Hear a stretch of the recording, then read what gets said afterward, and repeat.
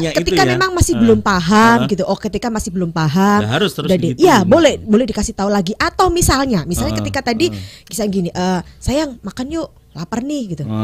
Gitu. Tapi nggak jalan-jalan. Misalnya kayak begitu ya. Nggak paham atau lama coba lagi, kamu nggak makan gitu. Aku udah lapar loh. Misalnya kayak begitu, kok masih belum paham lagi. Nah, ketika sudah mulai ini ada batasan nih misalnya kayak gitu.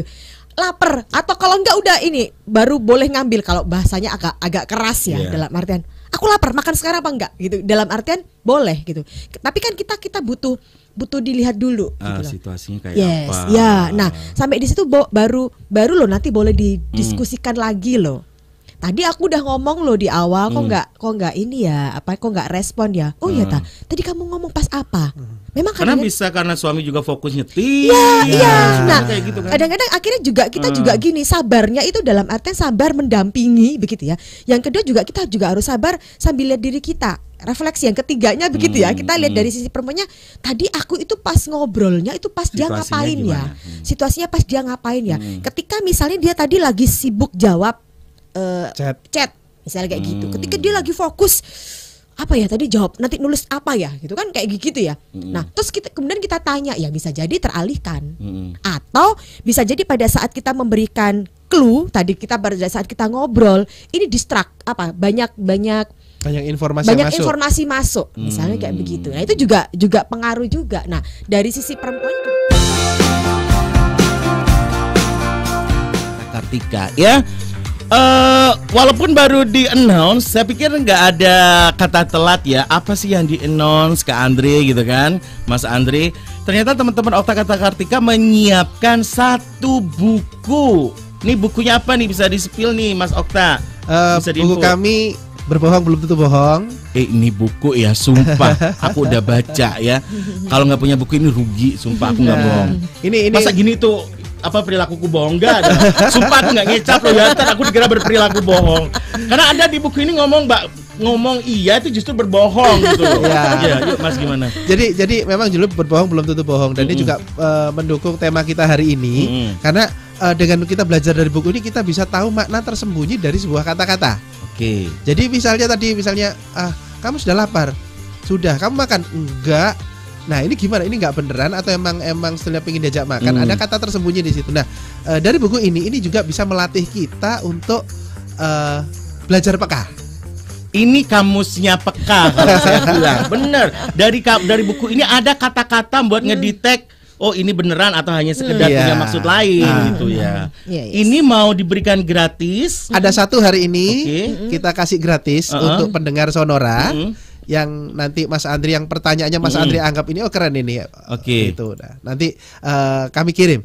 Baik. Yuk gempur WA Sonora 0811 304 9800 untuk mendapatkan buku ini. Kalau Anda nggak mau mendapatkan, saya beli mau sendiri. Dapat lagi gitu kan. Tapi kalau beli ini harganya berapa? 99.000. Tuh. Anda nggak mau free 99.000 hari gini, saya tanda tanya malah sama Anda gitu ya. Oke. Kalau mau mendapatkan buku ini sudah ada ya di toko-toko buku atau di toko buku ada, toko buku ada. Tapi kalau di kami juga ada stok spesial malah karena ada tanda tangan kami plus ada bonus-bonus. Betul. Ya enakan langsung yang dapat limited editionnya kan. Gimana caranya?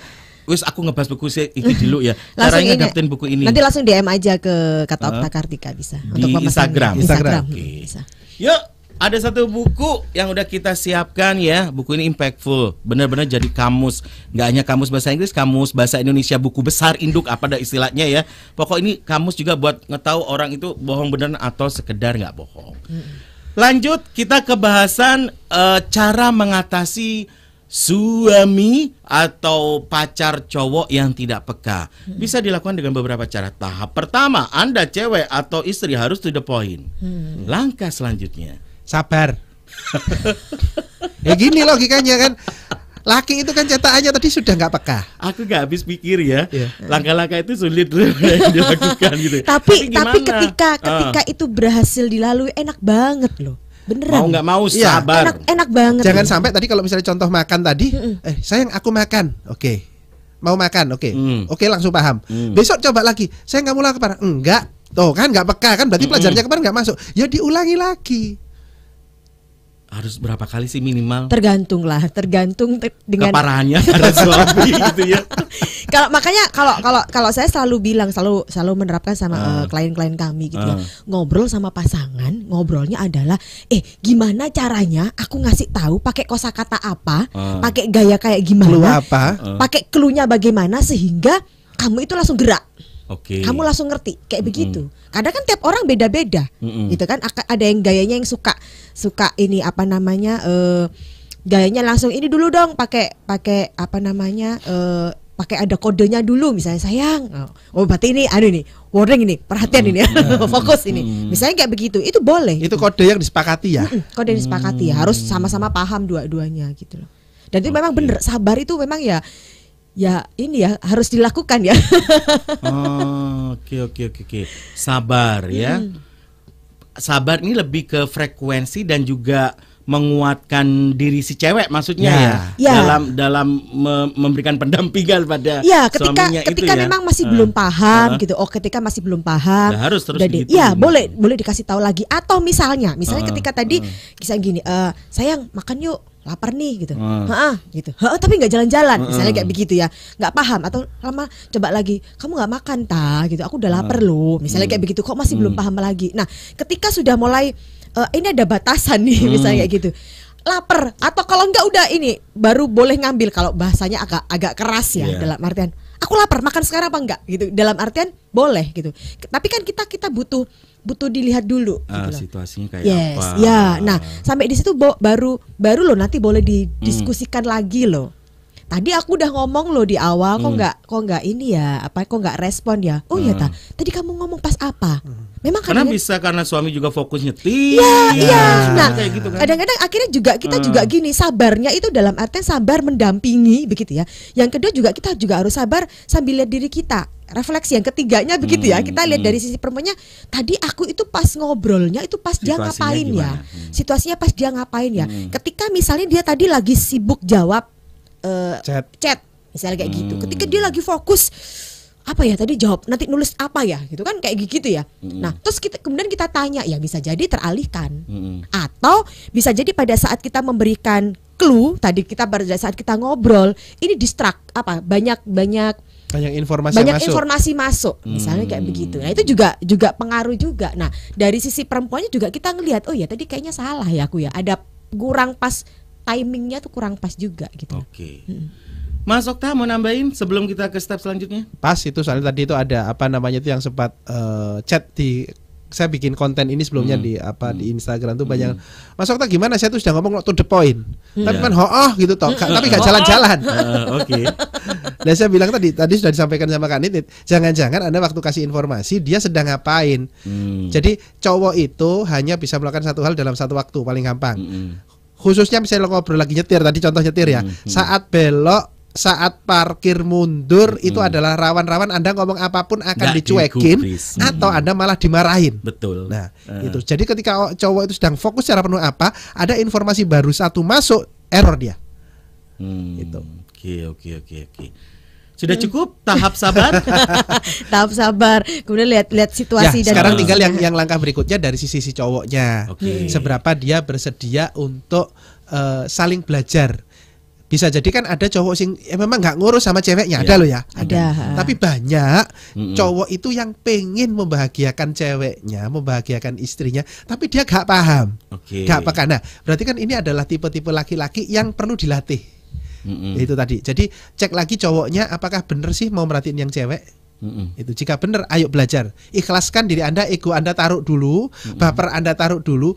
Ketika istri Anda atau pasangan cewek Anda ini sedang ngomong, kasih perhatian yang penuh. Oke. Apa bapak-bapak yang mendengar langsung sesak nafas? Kalau bukan sesak langsung. Pertanyaan begini, aku sudah pernah coba, tapi kok ini nggak gantian lah, masa aku memperhatikan terus. Episode minggu depan. Oh iya, karena kita akan bahas relate itu ya. Selanjutnya nanti ini masih bisa dibilang sequelnya. Iya, sequelnya. Oke. Sudah cukup itu aja tahapannya. Cukup. Oke. Jadi kita review sedikit ya. Untuk caranya, pertama Anda to the point. Ini dari sisi cewek Iya, ya. cewek, Kemudian setelah to the point, Anda Sabar. boleh melakukan repetisi atau pengulangan. Yes, Memang kalau mereka belum fokus atau belum merespon. Kemudian sedikit penegasan tapi dengan gaya komunikasi yang nyaman, Yes, yang oke. bisa diterima oleh perasaan si pria. Ya, lihat situasi dan kondisi dan sekaligus refleksi. Yes. Ya, ketidakefektifannya itu apa relate dengan masalah dua itu tadi, gitu ya. Kemudian setelah itu sabar. Sabar ya. Sabar. Mudah diucapkan, sulit diterapkan, tapi pasti bisa lah Yes, ya. Kalau memang yes, niatannya ingin tetap mencintai pasangan Anda, ya ngebantu lah intinya. Ngebantu ya biar pasangan kita lebih connect lah sama kita gitu ya, lebih nyaman lah sama kita. Silakan sabar. Sabar ini dari sisi cewek masih ya. Barulah dari sisi cowok. Apa tadi ditegaskan lagi, Mas Okta? Bersedia untuk Bersedia. latihan. Mbok yang gewetu kayak apa sing cewek lah sing bojone iki nggak memberikan ruang ya untuk treatment si ceweknya atau pasangannya itu ya. Ya kan konsep psikologi gitu. Seorang mentor, konsul, coaching mau ngasih pendekatan kayak apa, treatment kayak apa, kalau kita nggak membuka diri ya nggak masuk gitu. Nggak maksimal. Oke, kita langsung ke pertanyaan yang sudah masuk di WA ya. Panjang banget ya, nggak apa-apa. Aku harus baca ini ya. Ibu Nurul Takdirullah di Sidoarjo. Ya. Suamiku itu suka mengkritik pencapaianku sebagai MJR apa manajer kali ya. Sebagai manajer marketing di perusahaan hotel sekarang. Oke. Dia pernah juga sih kerja di dunia marketing tapi industrinya beda. Oke. Sekarang resign jadi wira swasta jual beli mebel. Baik. Ini sampai beberapa WA ini ya. Menurut suaminya nih ya, kalau marketing cewek rata-rata closing atau deal kerjanya jika kliennya cowok umumnya karena rasa kagum dan suka. Oke, udah digaris bawahi ya. Oke, lah bojoku cembikor alias cemburu katanya Bu Nurul ini. Padahal dia sudah tahu aku nggak mungkin senekat itu mau macam-macam sama klien cowok sebatas profesional. Si Bu, tak buka chat selanjutnya. Bersambung soal chat Bu. Semakin aku ambisius mengejar omset agar promosi ke jabatan selanjutnya, makin dia mengesampingkan impian dan tujuan kerjaanku. Bahkan suamiku ini sering berperilaku membuat komentar yang menyakitkan walaupun tujuannya protek sama istrinya. Harusnya dia kan paham. Seneng dong kalau ekonomi keluarga makin baik dari gaji karirku. Yang ada fokus aku buat mencapai target kerjaan ke distrak sama perilaku toksik suamiku. Wis toksik ya ngerti ya sang istri ya perilaku suaminya ini. Bu, tak buka lagi WA selanjutnya. Apa mungkin ya output perilaku suamiku ini punya kebencian atau kemarahan yang menumpuk dari masalah lain? Terus kalau iya caraku ngorek gimana? Yang ada dia pasti makin tersinggung. Kalau sudah ketemu faktor pencetusnya, terus gimana cara aku memahamkan suamiku ini? Mohon bantuannya. Bu Nurul Takdirullah di Sidoarjo. Bu Nurul, ini suaminya begitu sejak kapan? Nah. Apakah sejak beliau resign dan menjadi wirausaha bidang mebel atau sejak sebelum itu sudah terjadi begitu? Karena ini kalau dari pola pertanyaannya saya curiga bahwa itu terjadi ketika beliau sudah jadi wira swasta. Di mana antara jadi karyawan meskipun marketing itu kan juga karyawan. Mental karyawan dan mental pebisnis itu beda. Oke, apalagi jika mulai baru. Bisa jadi ada dinamika turun dikit lah sebenarnya kondisi keuangan. Apalagi di sini tadi juga ada masa gak pengen kondisi keuangan lebih baik dari karirku begitu. Pertanyaan berikutnya, apakah suami ini bersedia jika jabatan istrinya lebih tinggi dari dia, penghasilannya lebih tinggi dari dia, jadi seakan-akan nafkah itu dari istri. Apakah suami ini bersedia untuk ada value itu? Itu perlu dijadikan bahan obrolan dulu. Ini WA masuk lagi Bu Nurul. Iya Mas, setelah dia resign katanya. Nah sebetulnya kalau tambahan aja, ini sih mungkin kalau tadi kan bahasanya kan gimana caraku mengorek gitu ya. Nah itu penekanannya di situ soalnya. Boleh loh kata-katanya diganti. Gimana caraku ngobrol ya dengan suami. Kalau mengorek itu kok rasanya itu dari terkesan itu jadi kita yang bener dia yang salah, jadi perlu dikorek-korek gitu ya. Tapi ketika ayo aku kepengennya nih duduk bareng, ini diobrol bareng enak-enakan kan jadi hasilnya kan nanti jadi enak, energinya berbeda lah. Kayak begitu. In case ini relate dengan topik bahasan kita hari ini, masalah ketidakpekaan suaminya atau udah kasus lain kalau konsepnya gitu? Sebenarnya Lebih kasus ke lain beda, sih. beda. Kasus lain. Jadi ini semacam post power syndrome. Semacam post power syndrome, tinggal nanti kalau bahasanya kan tadi ngobrol, pendek kata gini loh. Ini kan sebetulnya secara nggak langsung suaminya tuh kalau saya ngarang ya karena hanya dari suaminya ini kurang setuju kalau istrinya itu jabatannya lebih tinggi, penghasilannya lebih tinggi. Tapi di sisi lain juga butuh. Jadi suaminya sendiri sedang konflik batin, konflik internal dalam dirinya. Yang perlu diobrolkan adalah kalau tadi pakai bahasa ngobrol adalah sebetulnya pengen punya apa sih, pengennya gimana sih kehidupan kita. Nah, seperti di episode sebelumnya kami pernah ada cerita, ada klien kami yang perempuannya itu adalah pengusaha penghasilan 500 juta sebulan, nikah dengan pegawai bank penghasilannya 10 juta per bulan. Yes. Nah, di mana yang perempuan ini pengen berbakti pada suaminya. Ngobrol gimana? Aku pengen berbakti sama suami lo. Misalnya kamu suruh aku berhenti kerja, Aku berhenti sekarang. Aku jaga gajimu. Tapi kalau misalnya aku tetap kerja, ayo gimana? Kamu otomatis di bawah lo, secara keuangan dan sebagainya di bawah gimana? Nah, akhirnya mereka bikin kesepakatan sendiri. Akhirnya si suaminya menjadi ayah rumah tangga. Yeah. Itu, dan itu enggak apa-apa, bersepakat dan ngobrol dan bersepakat. Jadi kalau Ibu Nurul tadi ini, kalau saran dari Kak Nit tadi sebaiknya ngobrol. Pengennya apa sih? Terus aku harus gimana sih? Yang boleh apa, yang nggak boleh apa? Ya, kayaknya tambahin lagi sebelum ngobrol pacaran dulu deh Bu Nurul. Ngedit dulu tapi lah. lakinya kayaknya udah menjaga. Sorry ya, aku nggak tahu pakai istilahku bener atau enggak.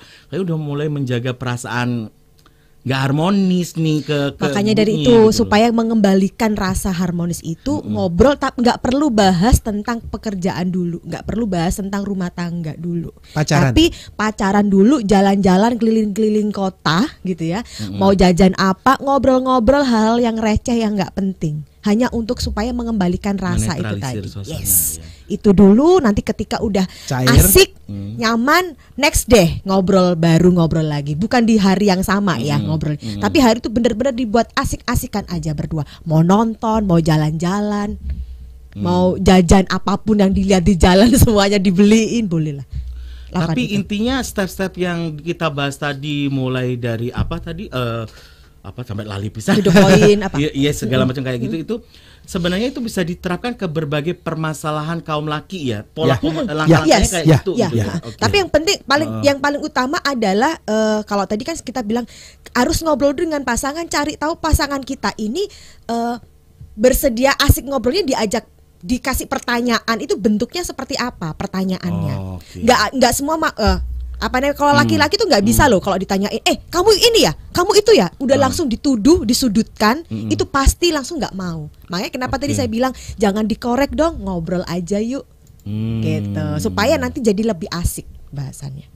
Tanpa nama, hanya nomor sekian 883.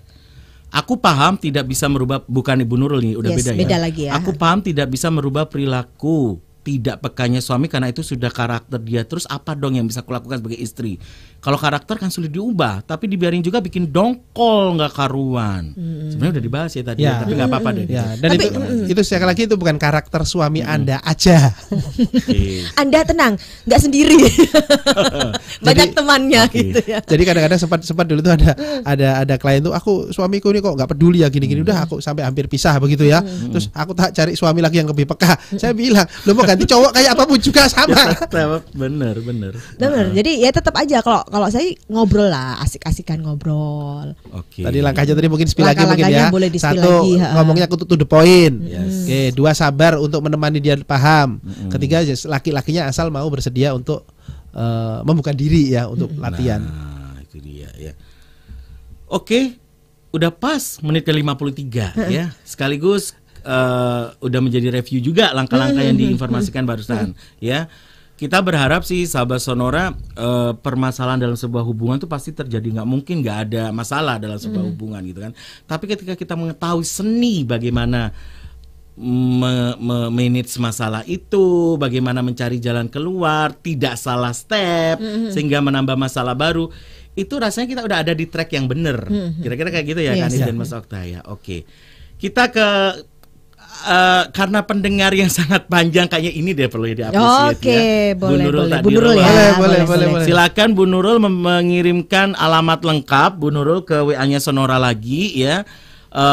Alamat lengkapnya di mana, karena nanti hadiah buku ini akan dikirim langsung dari Okta Kartika langsung ke alamat Bu Rumah. Nurul ya. Ya. Yes. Oke, terkait dengan sahabat-sahabat Sonora yang mungkin ingin banyak mau komunikasi, mau sekedar sowan atau pingin ngobrol, atau mungkin butuh bantuan konseling karena sudah permasalahannya cukup kompleks gitu kan, bagaimana bisa bertemu dan mengagendakan pertemuan dengan teman-teman Okta Kartika? Ya, yang jelas langsung aja bisa DM di kata Okta Kartika atau langsung WA ke 0822 3088 1678. Nanti kita bisa ada jadwalin untuk konsultasi. Atau masuk websitenya Atau masuk ke websitenya. kataoktakartika.com. Di sana ada menu apa untuk ada kontaknya? Ada kontak, Ada kontaknya, kita ada menu-menunya juga. menu-menunya. Aja. Oke. Jadi kalau di website itu nanti bisa tahu, oh ini kalau ngobrol langsung sama pasangan itu ada kontak apa ya? Ada menunya sendiri, atau ngobrol dari sisi perempuannya aja itu juga ada layanannya tersendiri juga. Kalau janjian sama teman-teman kata Okta Kartika nanti akan didampingi secara berdua Mas Okta dan Kak Nini, atau boleh milih kita? Tergantung kondisinya, kondisi kliennya. Kalau memang ini masalah berdua, masalah suami istri atau pacaran gitu ya, memang lebih baik itu nanti kami berdua, dan mereka pun juga berdua. Oke. Tapi ada kondisi-kondisi di mana banyak juga perempuannya atau laki-lakinya yang hanya dia yang memungkinkan untuk konsultasi.